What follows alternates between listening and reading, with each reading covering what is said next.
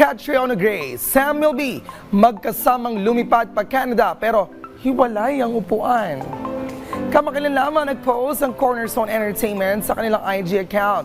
Makikita sa naturang post sa mga larawan ng kanilang artists. Kabilang narito sina Piolo Pascual, John Prats, Sam Milby at Catriona Gray.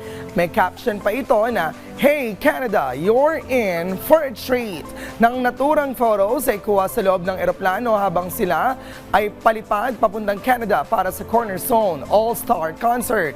Agad naman na napansin at pinoint out ng netizens na hindi magkatabi sa upuan sina Catriona at Sam.